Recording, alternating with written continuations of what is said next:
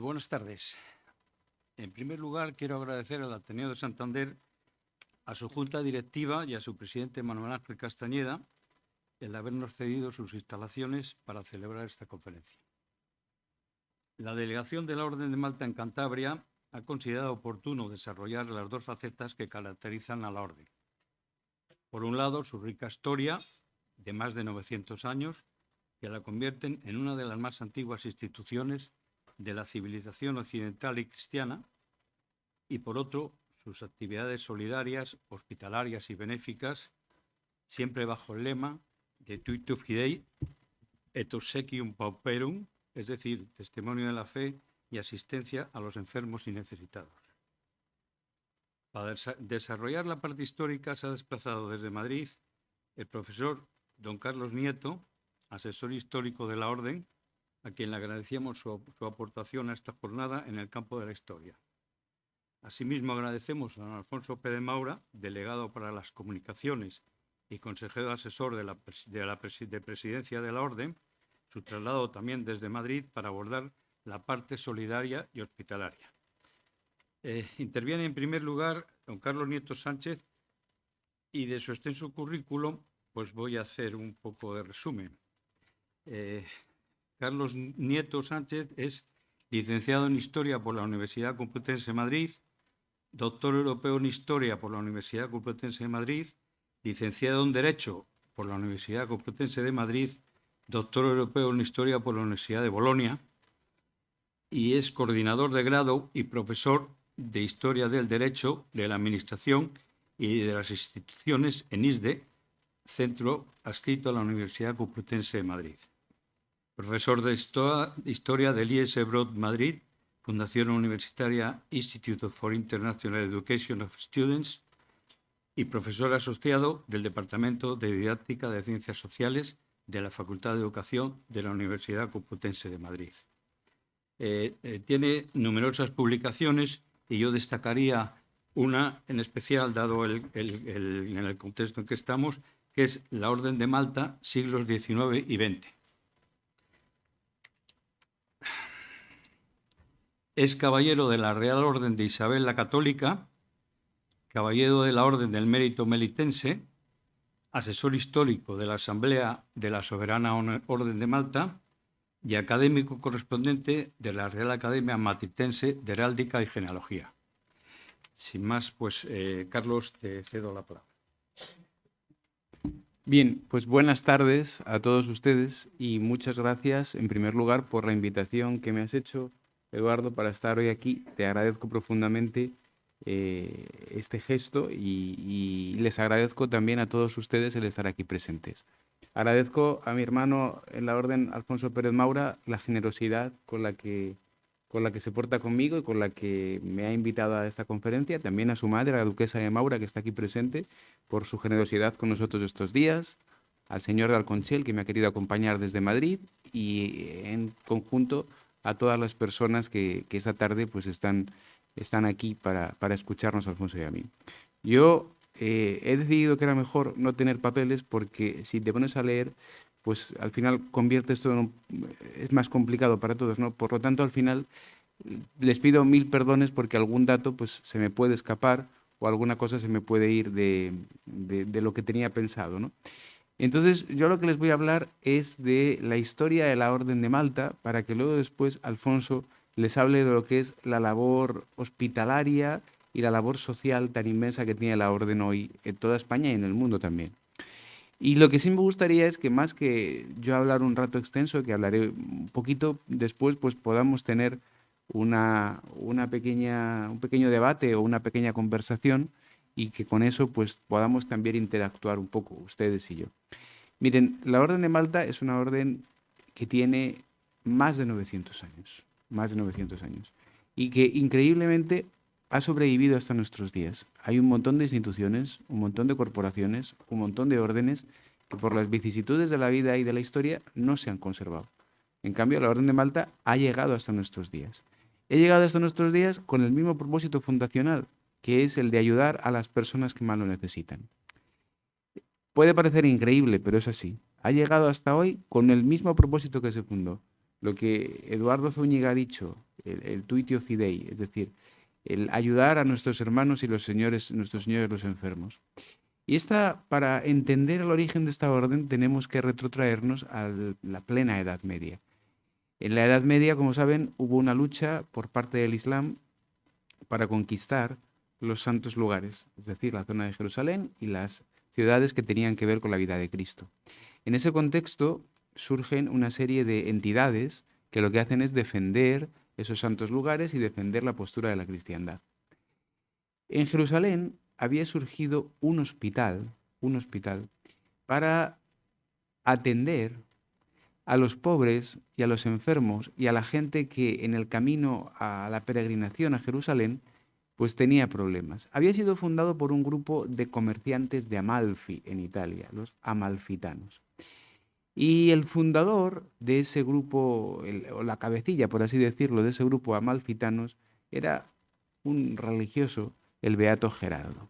Este Beato Gerardo funda un hospital con la finalidad de atender a aquellos enfermos, moribundos, peregrinos, a la gente que más lo necesitaba en su viaje a Jerusalén a peregrinar a los santos lugares. Él lo funda, pero sin embargo, quien le da la configuración de un hospital para enfermos y de una orden de tipo religioso es el sucesor del Beato Gerardo, Raimundo de Podio. Y Raimundo de Podio establece en el año 1113 una bula por la cual se le dota de una personalidad canónica a esta institución. Bula Pie Postulatione, que al final es refrendada por el Papa, por el Santo Padre, y que es como si dijéramos la carta fundacional de la orden.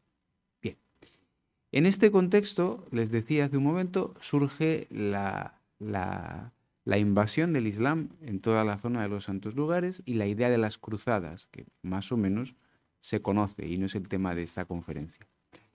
Eso hace que los caballeros primitivos de la Orden de Malta, esos primeros freires melitenses, cuando la ciudad de Jerusalén es conquistada por los árabes, tienen que huir, por los musulmanes, no por los árabes, tienen que huir a San Juan de Acre, donde se establecen por algún tiempo.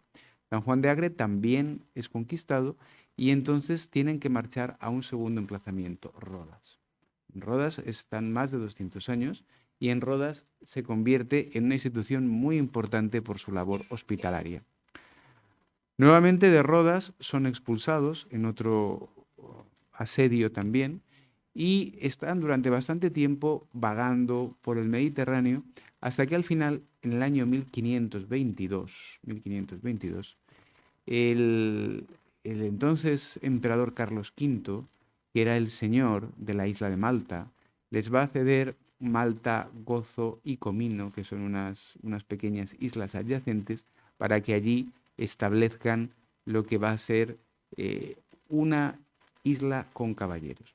Voy a dejar atrás, porque si ya meterme también en demasiada materia, el gran asedio de Malta, que es una cosa importantísima, por parte de Soleimán, el sultán Soleimán, y me voy a situar ya en cómo era esa vida en la isla de Malta, en la nobiliarización de la Orden de Malta y en el hecho de que se va a convertir en una gran institución desde el punto de vista nobiliario y desde el punto de vista no menos importante marítimo, para luego después hablar ya de la Orden en España.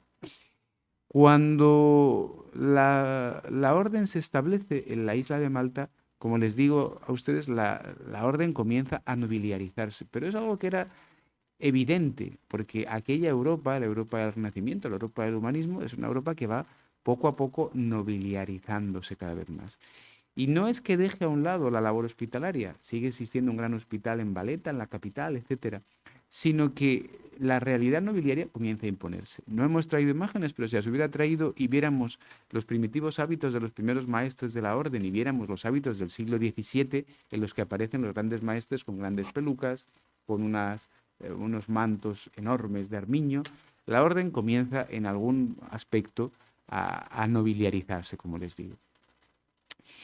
En la isla de Malta va a convivir un gobierno, que se llama el gobierno del hospital, que está presidido por el gran maestre y por una serie de cargos y por una serie también de caballeros de todo el mundo, caballeros profesos que van y que viven también en lo que llaman el convento, que es la casa madre de la orden en la isla de Malta. En esta tesitura, la isla de Malta y la Orden de Malta se van a convertir en potencialísima institución para la formación de marinos. Muchísimos de los más importantes hombres del mar del siglo XVII y del siglo XVIII se van a formar en la isla de Malta. Bien, paralelamente a esto, ¿qué es lo que ocurre en España? ¿Cuándo llega la Orden de Malta a España? ¿En qué momento llega la Orden de Malta a España? Pues llega en plena Reconquista y llega como entidad para ayudar a los reyes cristianos en su labor de reconquista contra los musulmanes. Estoy ahora en la montaña, ¿no? Que es la tierra primitiva donde se inició la reconquista, en Asturias, en su tierra, ¿no? En Santander. Por lo tanto, en ese proceso de reconquista tan grande, la Orden de Malta aparece para ayudar a los reyes cristianos. Y atención a este dato, aparece antes, cuidado, de que aparezcan las órdenes militares españolas, de Calatrava, Santiago, Alcántara y por supuesto mucho después Montesa. Por lo tanto, como les digo, aparece con una enorme fuerza en toda la península. A su vez, en Europa, la orden va a dividirse en 7 lenguas. Cada lengua es una zona de influencia, diríamos hoy en palabras modernas. Auvernia, Italia, etc. Y aquí en España hay 2 lenguas, por lo tanto está la lengua de Castilla y la lengua de Aragón. Muy poderosas ambas lenguas. Eran 7, pero cuando Castilla y Aragón se divide tenemos ya 8 lenguas. Bien, dicho esto, la orden tiene un gran potencial en España, tiene un gran número de caballeros en España y tiene también una serie de prioratos y de mayorazgos muy importantes desde el punto de vista económico. Por lo tanto, tenemos una orden de implantación internacional con una serie de hombres, no hay mujeres desde el punto de vista de religiosas profesas, monjas, pero no hay damas en estos momentos, y tenemos una orden extendida por todo el mundo con una gran potencia. Hay un momento crítico en la orden, pero muy crítico, que es el final del siglo XVIII. Tengan en cuenta ustedes que este momento es un momento contrario al ideal nobiliario de la Orden de Malta o de cualquier otra corporación de estas características. La Ilustración, las nuevas ideas del racionalismo, la nueva filosofía alemana, todo eso juega bastante en contra de las ideas que puede promover por el mundo la Orden de Malta. Y con ese clima en contra, con ese caldo de cultivo en contra, se produce un hecho singular e importantísimo, que es la caída de la Orden de Malta en poder a Napoleón. Napoleón, que tampoco es el tema de esta conferencia, es un personaje que ustedes saben que era un gran expansionista por toda Europa. Y entonces, en un momento determinado, camino de Egipto, llega a la isla de Malta, la invade y firma una capitulación con el gran maestre, Hompes, se llamaba el gran maestre de la orden en ese momento, y los caballeros, a partir de ese momento, se encuentran errantes por el mundo. Se encuentran errantes por el mundo y en esa situación van a estar hasta el año 1876, en el cual se produce la creación, que ahora explicaré después, de la Orden de Malta moderna, como hoy la entendemos y con las estructuras que hoy las entendemos. En ese momento ocurre también otra cosa que ya no es que sea singular, como decía hace un momento, sino que es demencial, que es otra palabra diferente. Y es que el zar de Rusia, el zar Pablo I, al conocer de este hecho, que la orden no tiene sede, que han sido expulsados sus caballeros de la isla de Malta, ni corto ni perezoso lo que hace es que toma bajo su mando la Orden de Malta. Este hecho, ¿por qué le digo que es demencial? Pues no tiene motivo, porque la Orden de Malta era una orden católica y el zar no era católico, era ortodoxo. Detrás de aquello no solamente había el hecho en sí de tomar la orden bajo su mando, sino otra cosa aún más importante, que era la renta de los prioratos, subprioratos y de las entidades meritenses de toda Europa. En España, sabedor de esto, el rey, que es el rey Carlos IV, y un rey además al que a mí me gusta vindicar bastante porque ha sido un poco maltratado por la historia, y en mi opinión, como todo, pues hay gente que no está de acuerdo con lo que voy a decir ahora, fue un rey que era un rey bueno y que era un rey noble y que era un rey mucho mejor de como nos lo han pintado ahora, que en realidad la masa poblacional lo conoce por Godoy, María Luisa, una serie de cosas que están sin demostrar y que ni siquiera sabemos si fueron así. Pero él fue un rey bueno y era un hombre que creo, a mi entender, que quería lo mejor para su pueblo. Y él en ese momento lo que hace es que toma bajo su mando la orden en España. Por lo tanto, la orden en España, sus rentas, sus prioratos y sus caballeros no estuvieron bajo el dominio nunca del zar de Rusia, estuvieron bajo la protección, es más correcto decir, del rey de España, el rey Carlos IV. Y aquí ocurre una de las cosas que a los que nos gusta la genealogía, es bastante curiosa. En este tiempo, desde 1802 hasta 1886, esas son las fechas exactas, en España se otorga una condecoración de Estado que se llama Ínclita Orden de San Juan de Jerusalén. Y en esto sí me quiero detener. Miren, nosotros hago un pequeño break y ahora continúo, conocemos el derecho penal. Entonces mañana, Dios no lo quiera, alguien comete una falta o un delito, pues se tiene que atener al Código Penal y va a ser condenado por esa falta, por ese delito. Sin embargo, poca gente sabe que la parte contraria, la cara, el anverso de esa moneda del derecho penal es el derecho premial, que existe el derecho premial. El derecho premial es el derecho que premia las actitudes distinguidas de los ciudadanos. Y para eso hay una serie de condecoraciones que el Estado español o cualquier otro Estado otorga y que son condecoraciones de Estado para beneméritos ciudadanos. En España tenemos Carlos III como principal orden, Isabel la Católica como segunda orden y el Mérito Civil como tercer orden. Serían las tres grandes órdenes de Estado, aparte de otras órdenes que hay de carácter ministerial. ¿Por qué les digo esto? Porque surgen ahora en el siglo XIX estas órdenes de recompensa, estas órdenes al mérito. Surge en España primero la Orden de Isabel la Católica para civiles y militares, y luego surgirán la Orden de San Fernando para solo militares. Pues bien, una orden muy importante que surge en estos momentos es la Ínclita Orden de San Juan de Jerusalén. Y esta orden es la primera en el sistema premial español. Está el Toisón, que vamos a dejarlo aparte, y después está la Ínclita Carlos III y Isabel la Católica. Y se convierte en una condecoración de Estado. De una forma consuetudinaria, desde 1802 hasta 1847, en el cual ese año hay un decreto, el decreto del ministro Joaquín Francisco Pacheco, que reordena el sistema premial español y convierte a esta orden ya de forma legal en la primera orden de mérito del país. Por eso hay confusión y cuando la gente presenta hoy en día sus expedientes de Malta y dice, no, bueno, es que yo tengo un cuarto abuelo que fue caballero de Malta, hay que decirle, no, hay que explicarle o explicar a la señora, no, tu cuarto abuelo no fue caballero de Malta, fue condecorado con una orden que quería recordar aquella orden de Malta, pero que no tiene nada que ver con la realidad y con los caballeros que hacían pruebas, que eran profesos o que estaban vinculados por un derecho de sangre a la orden de Malta. Bien, esta tesitura se produjo una situación bastante importante. El gobierno de España, después de la Revolución Gloriosa, manda, ya el gobierno de la Restauración, manda a Roma a un embajador muy activo que es el Marqués de Molins. Y el Marqués de Molins entra en contacto con el secretario de Estado y con el propio Papa y le dicen, mire, no puede continuar esto como está hasta este momento, tiene que haber una regularización y no puede haber unos caballeros de una ínclita orden cuando en 1876 se ha restaurado el Gran Maestrazgo de Malta y hay ya una entidad melitense de carácter internacional. Efectivamente, en ese momento, esos años que estoy hablando, el Papa, la Santa Sede, decide que esa situación que les he contado hace unos minutos, de una orden errante, de una orden expulsada de su isla, tiene que solucionarse. Y entonces se establece la orden moderna como ahora la entendemos, con caballeros que tienen un compromiso de vida, los caballeros que en aquel momento solamente eran de honor y devoción, con una sede en Roma, con la Villa del Aventino, etc. Bien. Efectivamente, 10 años después, en 1885, o 9 años después, se crea la Asamblea Española de la Orden de Malta. Y la Asamblea Española de la Orden de Malta surge en Madrid como una entidad nobiliaria con caballeros y poco después con damas y desde la primera época con una actividad hospitalaria clara. En Madrid, como ahora explicaré, van a inaugurar un dispensario en la calle Sacramento y hay una cierta actividad hospitalaria. Lo que ocurre es que en España las órdenes y las corporaciones tienen mucha competencia, porque no solamente hay como en otros países, ustedes van al centro de Europa y la Orden de Malta es la única o casi la única corporación aglutinadora de la nobleza. No ocurre eso en España.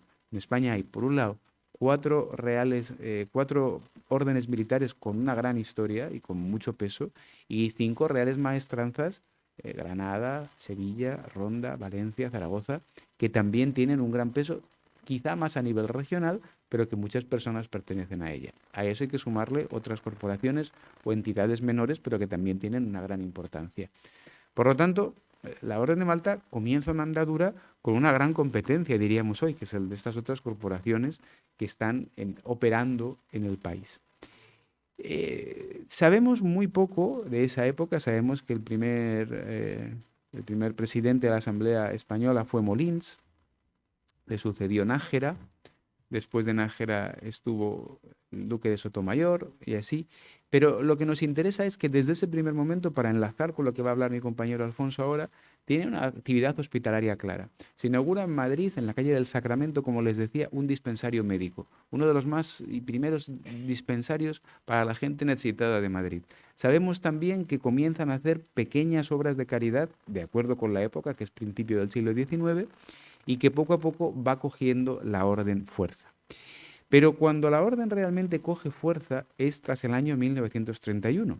¿Por qué? Porque en ese momento se cierra en España la posibilidad de ingresar en las órdenes militares españolas. En el momento en el que el rey don Alfonso XIII marcha de España, se cierra la entrada en las órdenes y la gran orden de la nobleza, o la primera orden de la nobleza, es en ese momento la Orden de Malta. Y esta situación va a tener prácticamente durante todo el régimen posterior a la guerra, el régimen del general Franco, y hasta la restauración de las órdenes en 1981, cuando el rey don Juan Carlos otorga a su padre el gran maestrado de las órdenes y se vuelven otra vez a reinstaurar. En la época, en la guerra civil, la república y la guerra, en verdad, fueron bastante complicadas para la Orden de Malta. En primer lugar, porque se acaba con ese dispensario que había en Madrid, y en segundo lugar, porque bastantes de los miembros de la Orden de Malta mueren en el frente de batalla o mueren posteriormente o durante la guerra, perdón, víctimas de lo que sería la represión que hubo también en el bando republicano. En esa tesitura, la orden, después de la guerra, como digo, se convierte en una entidad muy importante, comienza a tener una actividad hospitalaria también muy importante y así llega hasta nuestros días. Y yo quiero concluir mis palabras contándoles solamente una cosa para dejar paso ya a Alfonso, y es cómo se es caballero hoy de la Orden de Malta. Se puede ser caballero. Yo explicaría una cosa. La entrada de la Orden de Malta es como una habitación en la que tienes varias puertas. Entonces, la puerta tradicional, la puerta más grande, es la puerta de los caballeros de honor y devoción, que son los que prueban nobleza, grosso modo, porque tiene también alguna excepción, que son los que prueban nobleza de los 4 apellidos. Eso sería la puerta más antigua, la puerta más grande y, si me apuran, quizá la puerta más bonita de las 4. Hay otra puerta que es la puerta de gracia y devoción, en la que entran las personas que prueban nobleza de su linaje de baronía. Y hay otra puerta, la más moderna de todas, la que se ha hecho más modernamente, que es la puerta de los caballeros de gracia magistral, entre los que estamos un servidor y también Eduardo Zúñiga.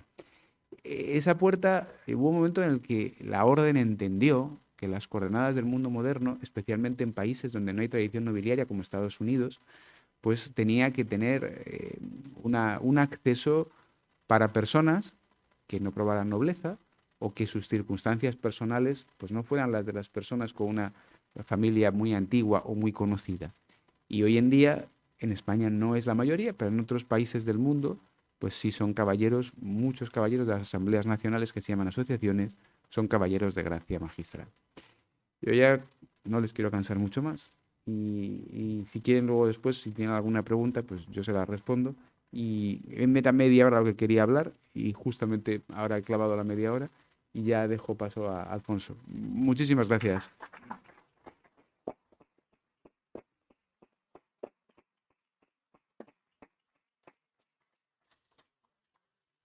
Carlos, tu docencia es extraordinaria. Hombre, son muchos años de práctica. Pues muchas gracias, Carlos. A continuación va a intervenir Alfonso Pérez Maura y de la Peña, del que voy a extraer algunos méritos de su currículum. Voy a ponerme las gafas. Es licenciado en Derecho por la Universidad Complutense, y agente de la propiedad inmobiliaria. Ha realizado cursos de literatura hispánica en Keighley College, en Oxford, en Reino Unido. Máster en urbanismo y ordenación del territorio por la Universidad de San Pablo, CEU.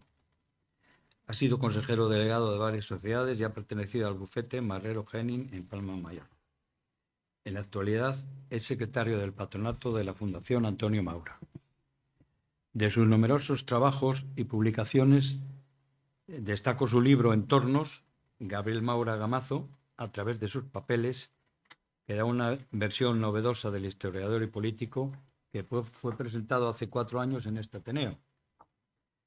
Es caballero de la Real Maestranza de Ronda y académico correspondiente de la Real Academia Mallorquina de Ciencias Históricas, Genealógicas y Heráldicas.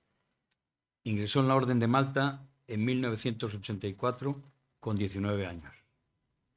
En este tiempo ha participado en numerosas actividades y ha ocupado diversos cargos en la Orden como teniente fiscal o vicehospitalario, siendo en la actualidad consejero asesor de Presidencia y delegado de Comunicaciones.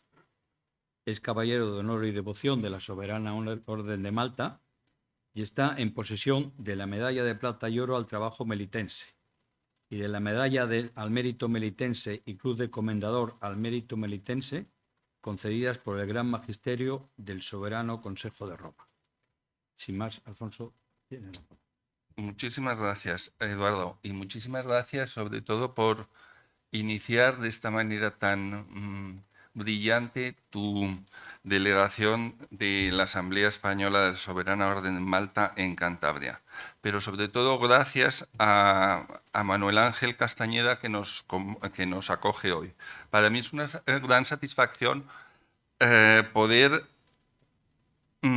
participar en este foro, porque es creo que 5ª vez que participo, gracias a la vinculación de Antonio Maura con Cantabria, que promovió la Asociación Plaza Porticada, mi intervención en 2 ocasiones. Como tú muy bien has dicho, he presentado aquí el libro Entornos y también hemos hecho una conferencia sobre los condes de la Mortera radicados en esta región. Pero vamos, hoy venimos a hablar de la actividad asistencial hospitalaria en defensa del prójimo, porque la Orden de Malta desde el año 82, que yo la conozco, se dedica al servicio del prójimo próximo. Quería antes de nada dedicar esta pequeña intervención a nuestro anterior delegado en Cantabria, Francisco González Camino Mimid, que su familia, desde 1920, que ingresara su tío Marcial Solana González Camino, estuvo vinculado a Cantabria y a la Orden. Y su tío Francisco González Camino Aguirre, que fue secretario de la revista Santander y fundador del Centro de Estudios Montañeses, también fue miembro de la Orden, así como su hermano, el teniente general Fernando González Camino. Hay muchos sobrinos de Francisco González Camino que han sido caballeros de Malta, entre ellos la familia Quijano, Quijano Agüero, Quijano Secades, Escoriaza Quijano y la condesa de Forjas de Buelna, que es un título de aquí, son damas y caballeros de la Orden de Malta. Como ha dicho muy bien Carlos, la Soberana Orden de Malta es un ente internacional que está reconocido por el derecho internacional en 120 países. Su fin fundamental es la asistencia al prójimo y se basa en las creencias católicas. Se compone por laicos, pero hay, que es la inmensa mayoría de los 14.000 miembros que hay en el mundo, pero hay otras 2 opciones, que son los caballeros que hacen votos de obediencia a la orden y los caballeros que hacen 3 votos, los 3 votos de la Iglesia Católica, que son los caballeros de primera clase. Como muy bien ha dicho Carlos, desde hace unos años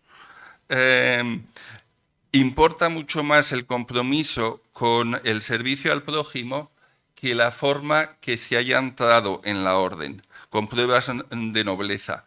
Y lo importante es poder, una vez que estás en la orden, ayudar en las obras asistenciales en beneficio de la discapacidad y de los vulnerables. La Orden de Malta hasta el año 1986 no tuvo personalidad jurídica propia dependiente del Reino de España. En ese año, presidido por el Duque de Frías, se constituye la Fundación Hospitalaria Orden de Malta y este ha sido el instrumento jurídico capaz de posibilitarla, su desarrollo con una actividad cada vez mayor. Desde el año 90 se fueron adquiriendo a través de esta fundación una serie de bienes como sedes, tanto en Madrid como en Valencia, como en Barcelona y como en Sevilla, Córdoba, ahora hace unos meses, sedes para poder desarrollar en comedores la labor asistencial que practicamos al prójimo. Dentro de nuestras actividades, la principal por antigua que se empezó a desarrollar en los años 50 es una peregrinación anual que se hace al santuario de Nuestra Señora de Lourdes. Se llevan personas con discapacidad de todo tipo, intelectual, de movilidad, y depende de cada año de los sitios de España de donde vienen estas personas, porque pueden ser de Sevilla, de Barcelona, de Valencia. Para la atención a estos discapacitados, realizamos desde el año 86, que yo recuerde, cursos de primeros auxilios para los voluntarios. Desde hace como 20 años, la mayor importancia de la Orden es conseguir voluntarios, porque los voluntarios son los que promueven y realizan nuestras obras asistenciales. Por ejemplo, ahora mismo están abiertos en este mismo momento 2 comedores en Madrid que aportan alimentos en cada uno como a 200 personas todas las tardes. Esta acción puede parecer heredera de la doctrina asistencial de León XIII del siglo XIX, pero cada vez nos piden, como es lógico, las administraciones, una cualificación profesional y unos cursos de manipulación de alimentos, de todo tipo, que nos hace tener una cualificación técnica de primer nivel que está reconocida. En cuanto a la discapacidad, al ser una orden internacional, promovemos campamentos de verano con miembros que sufren alguna discapacidad todos los veranos en países cíclicamente que van cambiando. En España nos ocupamos de organizarla en el año 90 y en el año 2010 en la granja de San Ildefonso y en Peregrinos.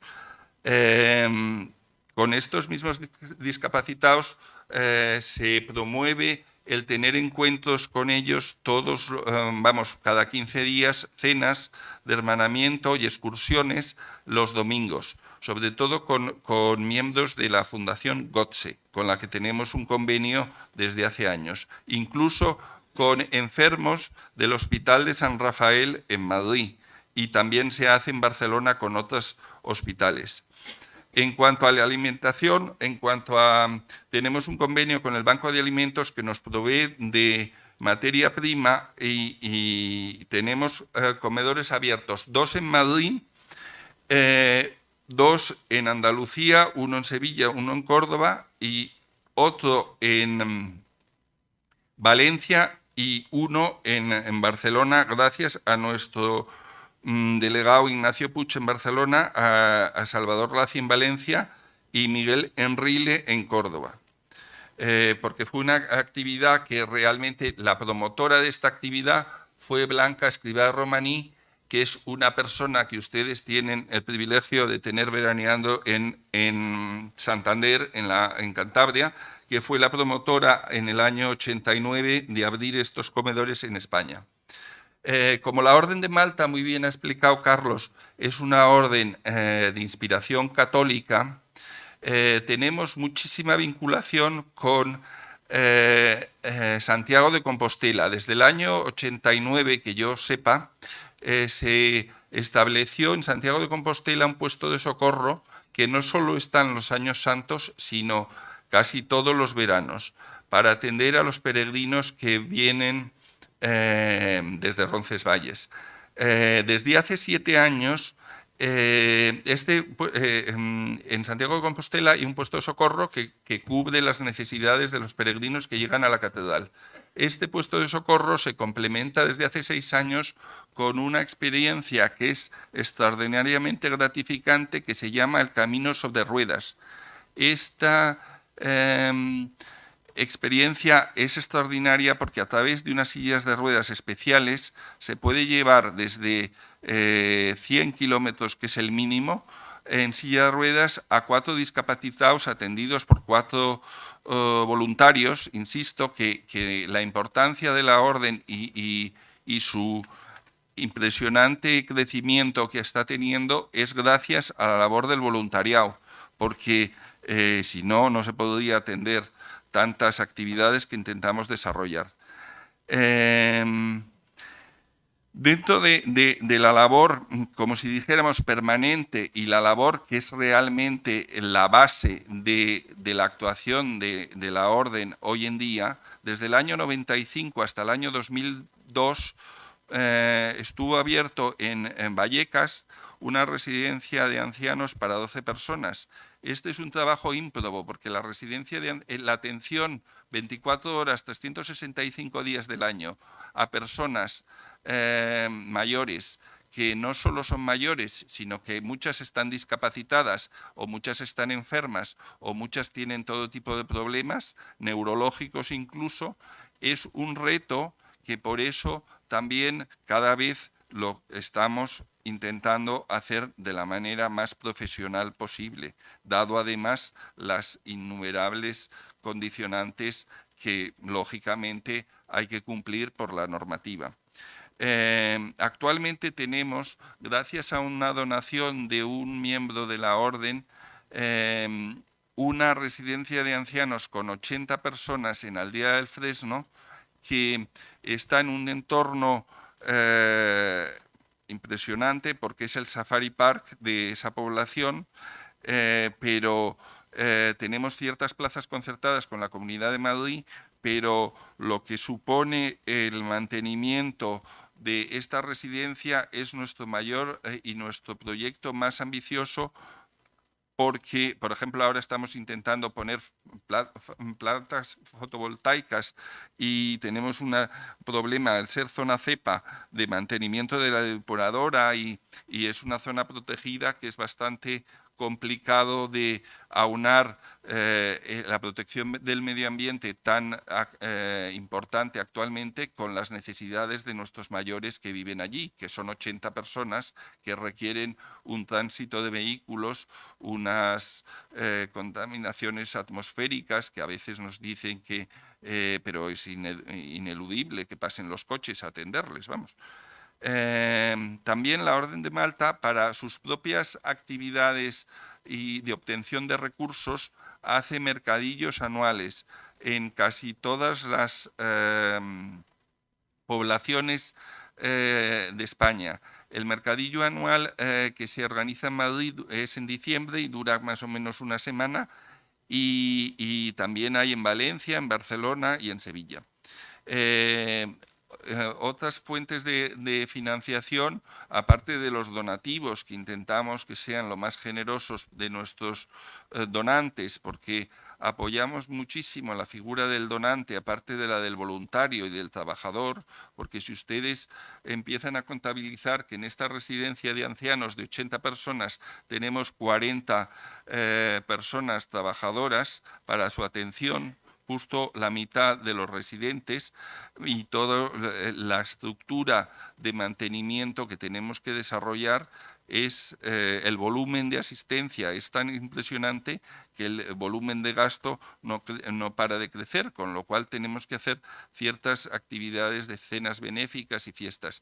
Estos 2 últimos años con la pandemia han sido bastante más complicadas.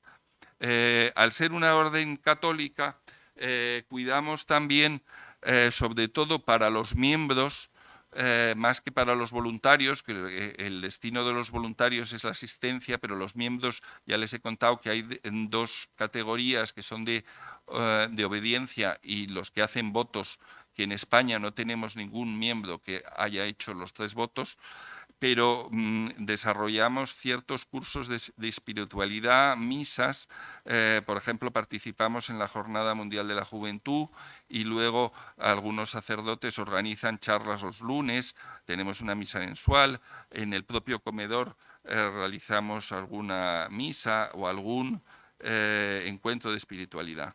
La propia orden, como ha explicado muy bien Carlos, es un órgano, es un ente soberano y su órgano de gobierno, al ser como si dijéramos un país que tiene una mínima territorialidad, depende de dar cuentas al soberano, porque es un país y soberano consejo que está en Roma, con lo cual muchos miembros de la Asamblea Española han de ir a Roma de vez en cuando pues, a reuniones sobre encuentros de voluntarios, de los propios que hacen hospitalidad, vamos, para desarrollar ideas en común de las residencias y de delegados de comunicación, porque lo que es bastante importante, y como ustedes saben muy bien que vivimos en un mundo totalmente de impulsos y de impresiones,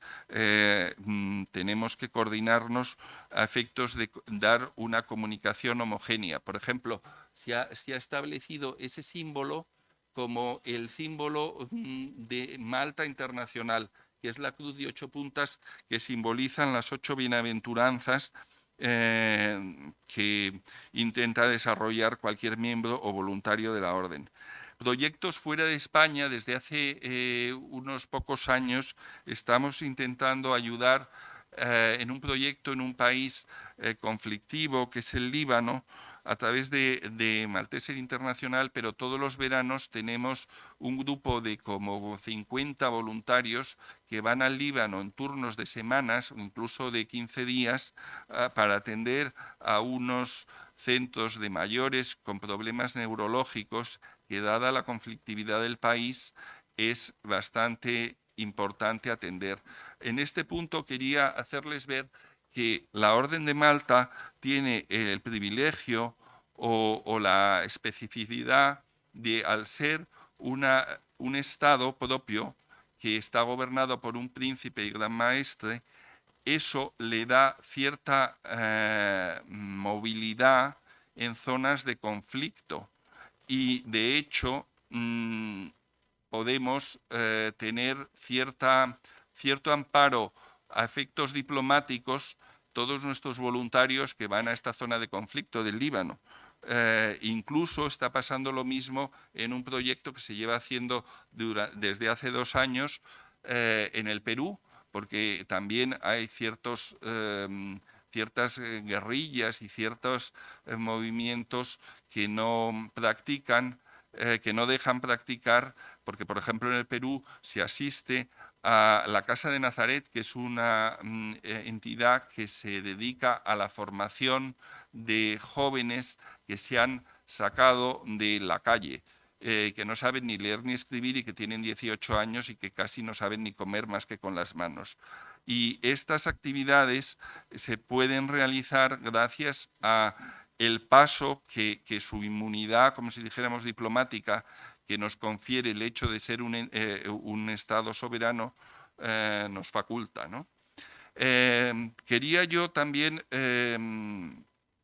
terminar, ir terminando, porque quería hacerles ver que también durante el año que ha habido este tema del volcán en Canarias, la Orden de Malta cubrió con la alcaldesa de los Llanos de Arinade un proyecto para atender a las personas que han sido afectadas por el volcán. También en Canarias hay un reparto de gofio y alimentos y una ayuda a las madres solteras en campañas de Navidad que estamos queriendo establecer porque en Canarias hay muchísimas personas que llegan con niños de el Sahara y de parte de África. Y todas estas personas llegan sin ninguna asistencia y vienen además a tener los hijos a Canarias. Y esto es un problema que cada vez la delegada de Canarias, que es una persona que se está ocupando de este problema, ha detectado que es una necesidad imperiosa.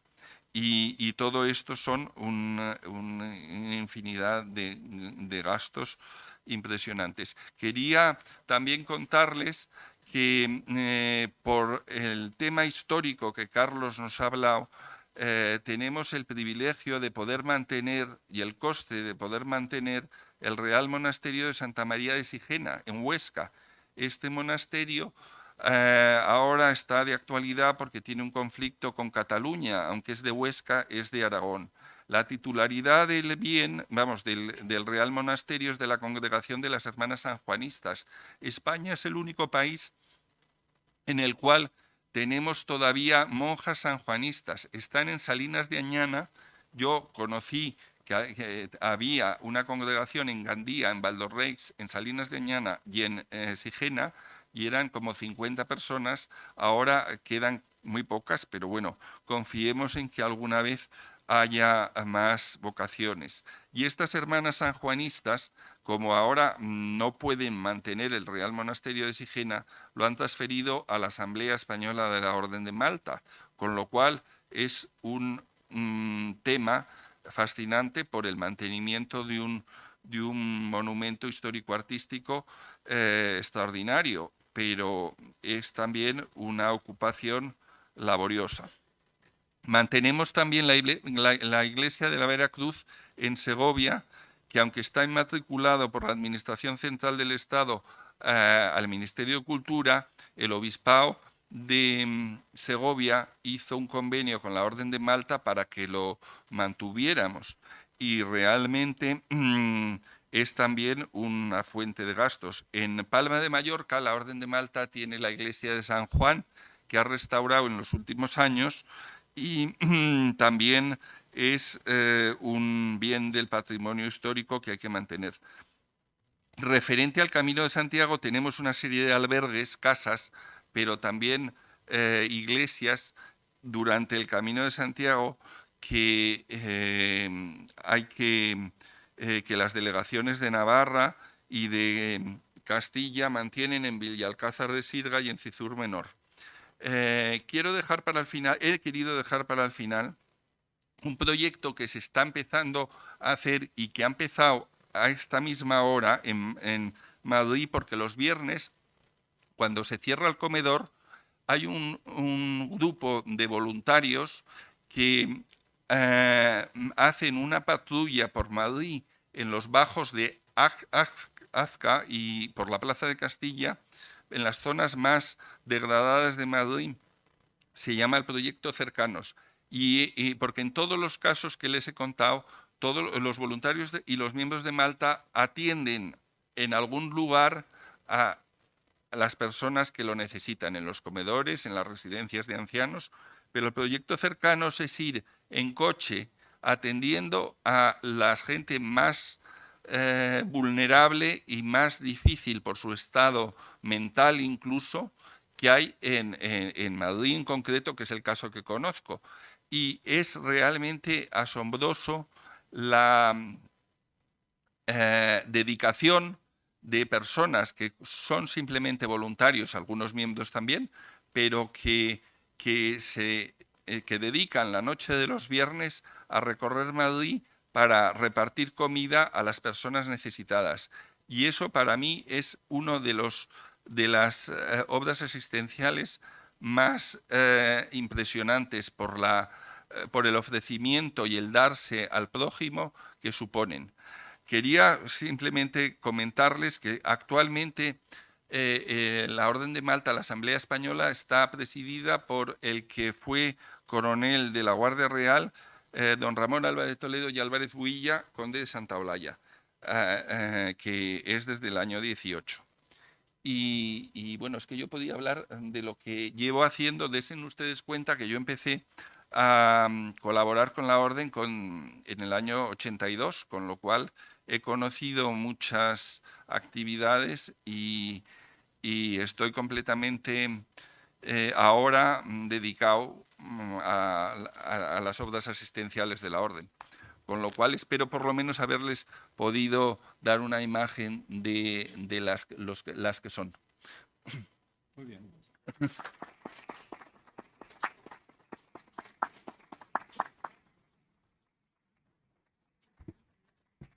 Pues muchas gracias, Carlos, y muchas gracias, Alfonso, por estas conferencias que nos habéis dado sobre los dos temas que nos habíamos marcado en la delegación, el tema histórico por un lado y por otro lado el tema de asistencia a los necesitados.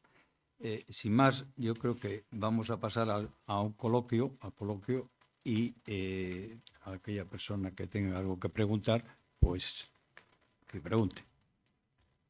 Que hay micrófono, sí, hay micrófono ahí, sí.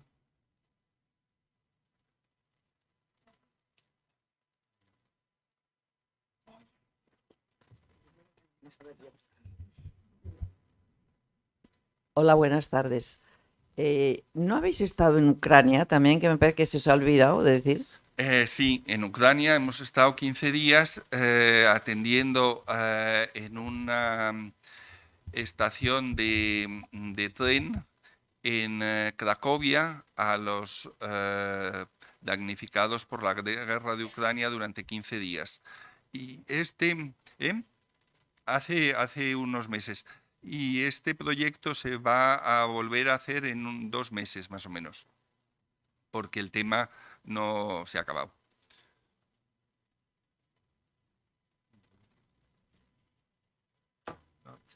Buenas tardes. Yo quería hacer un poco una puntualización a un tema que has nombrado. Has dejado Rodas como muy de pasada.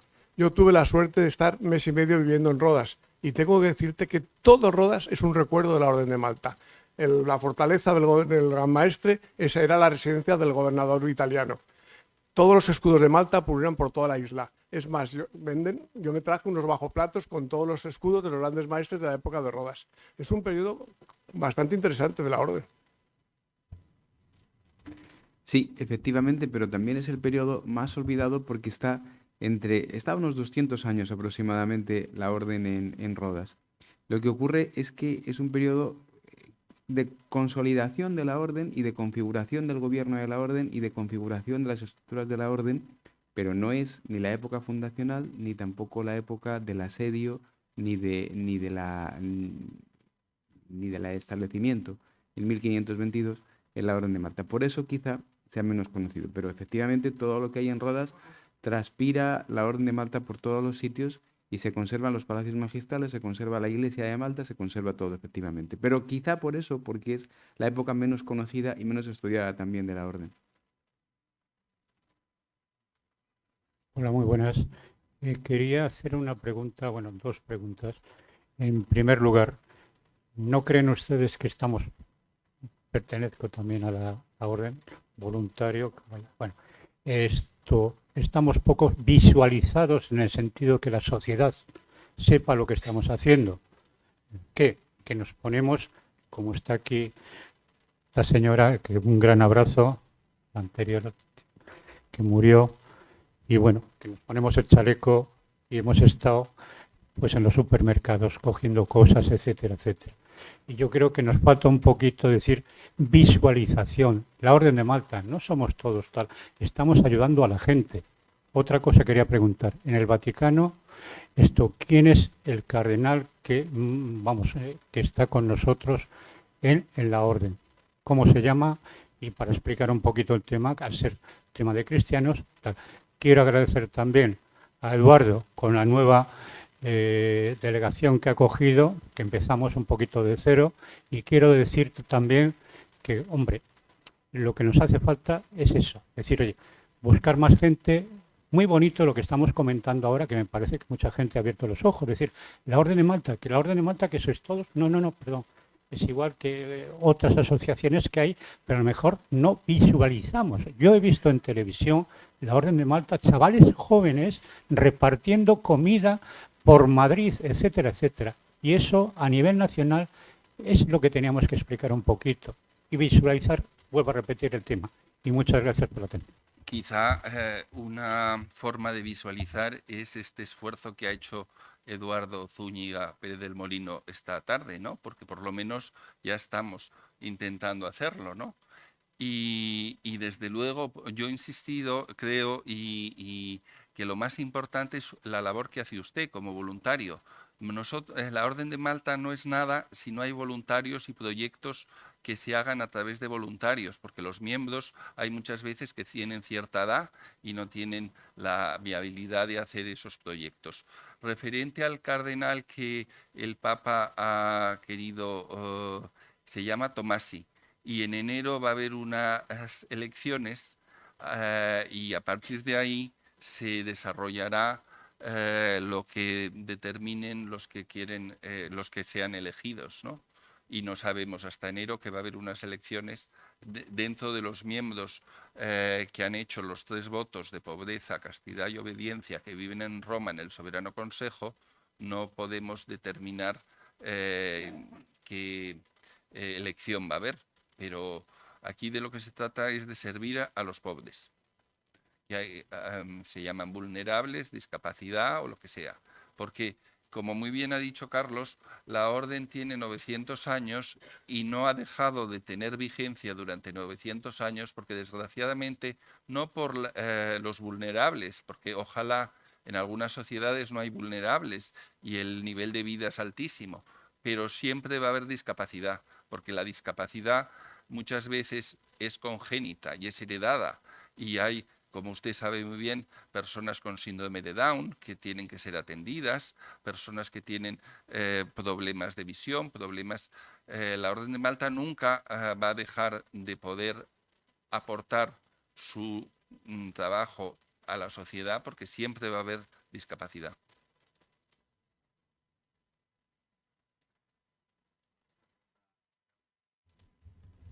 Vale. Por ejemplo, el archivo documental de la Orden, ¿qué trayectoria tuvo después de, digamos, de Malta? Pues ahí hay varias cosas que hablar del archivo. En primer lugar, el archivo hoy está... vamos a ver. Primero tenemos un archivo que sería el archivo de expedientes. Después tenemos un archivo en cada asociación nacional y por otro lado está también el archivo de la isla de Malta. Empiezo por la asociación nacional. En Madrid hay un pequeño archivo que Alfonso lo conoce muy bien y que una señora, muy meritoriamente, Carmen Arechaga, desde hace 40 años, lo está recopilando. ¿Por qué? 35 más bien. Porque aquí el archivo se quemó en la Guerra Civil, lo quemaron en la Guerra Civil. Entonces, se perdió toda la documentación anterior. Por lo tanto, los expedientes entre 1886 y 1936 no existen. Desde 1936 en adelante hay un archivo en Flora que es un archivo de expedientes por un lado y por otro un archivo que es más bien un centro documental con fotocopias, con donaciones que han hecho al archivo de la Asamblea Española y tenemos por tanto un archivo en España. En segundo lugar hay un archivo bastante importante en Roma que es el archivo desde 1886 hasta nuestros días. Ahí están todas las documentaciones de todos los expedientes de caballeros, actos de gobierno, soberano consejo, etc. Y luego hay en la isla de Malta el propio archivo que sería una especie de equivalente a nuestro archivo histórico nacional, en el cual está toda la documentación histórica de la Orden desde 1522. Anteriormente se conservan pocos papeles, bastantes pocos papeles, y se conservan en la isla. Sí, sí.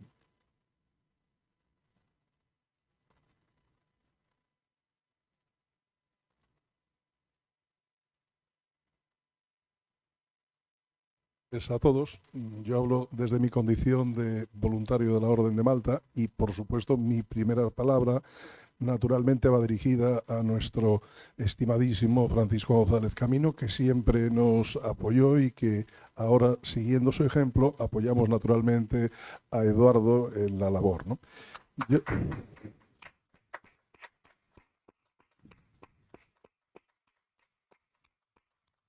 Gracias. Me encantan las 3 intervenciones, por supuesto.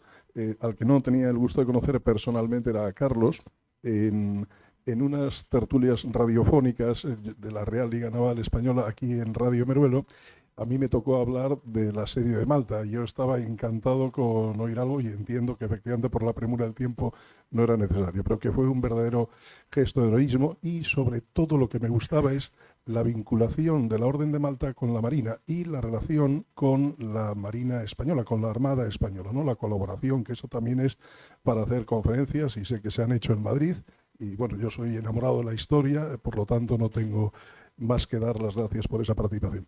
La idea mía es hablar de mi aportación como voluntario, siguiendo lo que nos ha dicho Alfonso y tanto Eduardo. Yo he estado una semana en Santiago de Compostela acompañando a los peregrinos y también los días que hemos estado en Lourdes.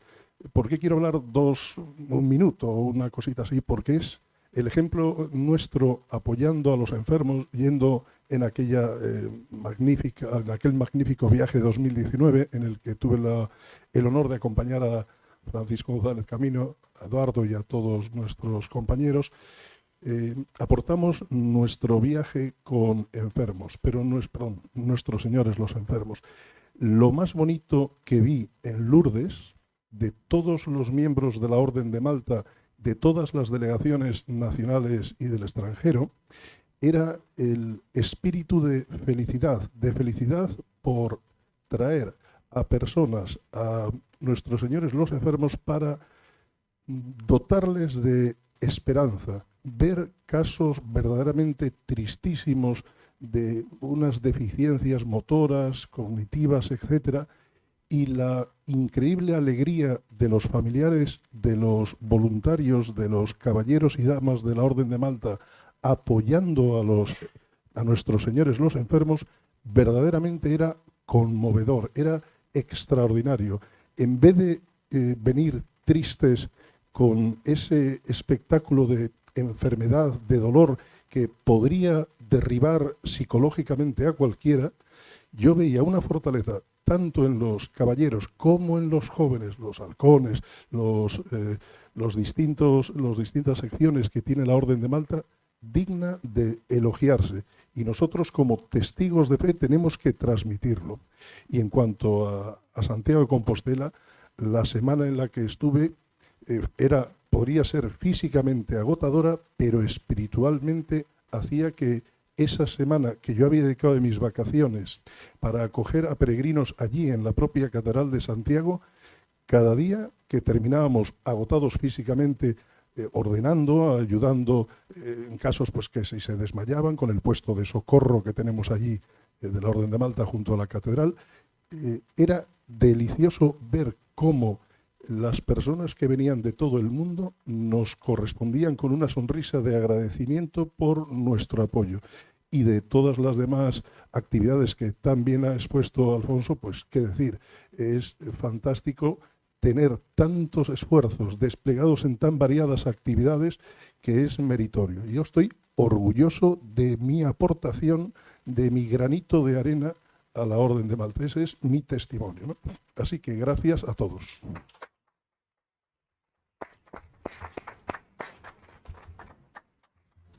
Muchas gracias, Javier, por tus palabras. ¿Alguna pregunta más? Ese señor de blanco. No, quería hacer una pregunta, creo que tú eres, Carlos, el más apropiado para responderla. Bueno, hay una cosa que se me ha escapado un poquito en todo esto y es a ver si me lo podías aclarar. En el momento en el que la Orden de Malta pues es expulsada por Napoleón, o bueno, no sé si has dicho expulsada, disuelta, etcétera, etcétera, de lo que es la sede. Quedan dispersos los diferentes caballeros de la Orden de Malta, por un lado o por otro. ¿Qué ocurre? ¿Qué es lo que da legitimidad en el momento en el que se vuelve otra vez a constituir? Porque has hablado obviamente del zar de Rusia, has hablado del rey de España, supongo que había un príncipe, obviamente, que los príncipes gran maestro, que has dicho que es quien... La legitimidad la da la Santa Sede. Yo le voy a explicar un poco cómo es esta historia. Cuando la Orden de Malta, año 1798, cae en poder de Napoleón, es un momento muy difícil porque la Revolución Francesa se ha producido unos años antes y el ideario internacional de ese momento es muy contrario a los valores de la Orden de Malta. Entonces la Orden, en un primerísimo momento, año 98-99, queda errante en una serie de barcos por Europa. Y muy pronto la toma el zar Pablo bajo su mando. Y en esa situación, muy languideciente, con cada vez menos caballeros, sin admitir a nuevos caballeros, con los viejos caballeros procesos muriéndose, en esa circunstancia pasan prácticamente 80 años. Y es en 1876 cuando la Santa Sede decide reorganizar todo y legitimarla internacionalmente ella. Entonces la legitimación activa la tiene la Santa Sede, que es quien va a patrocinar la creación del Gran Maestrazgo y de las asociaciones nacionales, prioratos y grandes prioratos. Entonces esa legitimación se la da la Santa Sede.